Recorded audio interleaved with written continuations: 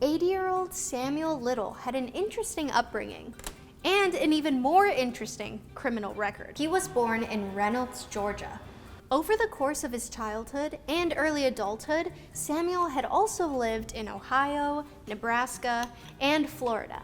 At age 15, he was convicted of breaking and entering into a property. This was his first run-in with the law. But wait, there's more where that came from. 5 years later, he was arrested for stealing furniture. He served 3 years in jail for this crime. When Samuel was 42, he was arrested and charged for the demise of 2 young women in different states. One woman was a 22-year-old runaway, known for doing illicit substances. The other victim was a 26-year-old woman who was a heavy drinker and always found herself in the middle of bar fights. Due to lack of evidence and a mistrust of witness testimonies, Samuel was acquitted, which means he was set free and all charges were dropped. Yep, you heard that right. He was let go after committing 2 homicides. Samuel would be known for targeting women who belonged to vulnerable populations and had rocky histories. You know what? This guy. After escaping the wrath of the law not once, but twice, Samuel moved to a town near San Diego, California. During this time, he was arrested 2 more times and served 2.5 years. After he got out of prison, Samuel moved to Los Angeles. Maybe he wanted a fresh new start. In Los Angeles, Samuel was said to have ended the lives of at least 10 people. I retract my previous statement. After years of Samuel flying under the radar, the FBI was ready to catch him for something. In 2012, Samuel was arrested at a homeless shelter in Kentucky for a narcotics charge. After his arrest, officers were able to collect and test his DNA against the evidence from a few different crimes he was believed to be responsible for. He was a match. In 2014, Samuel was found guilty for taking the lives of 3 women. He was sentenced to life for 3 terms without the possibility of parole. About time, 4 years later, Samuel started confessing to more of his crimes. One of his confessions and charges led him to receive another life sentence.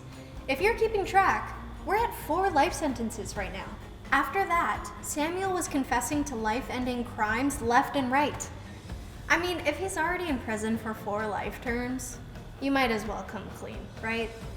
He ended up admitting to taking the lives of 93 people on camera in a series of interviews with Texas Ranger James Holland.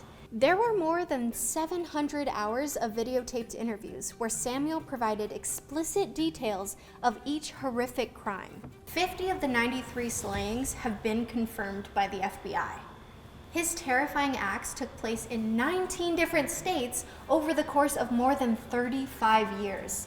He is now known as the most prolific life-taking criminal in U.S. history. Many of his victims' passings were originally ruled as accidents or overdoses. Some of their remains were never found.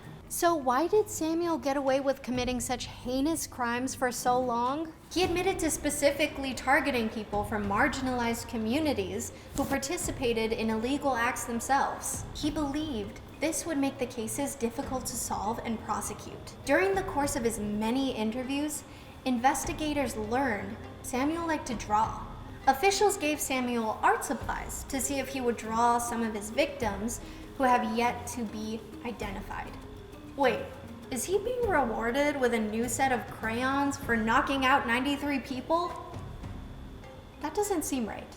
Samuel sketched around 50 of his victims. He drew them all in detail by memory. Dang, I can't even remember what my breakfast looked like yesterday or this morning. Local police searched through old files for victims and crimes that matched Samuel's sketches and confessions. They haven't had much luck. In efforts to seek justice for those who haven't been identified yet, the FBI released Samuel's sketches.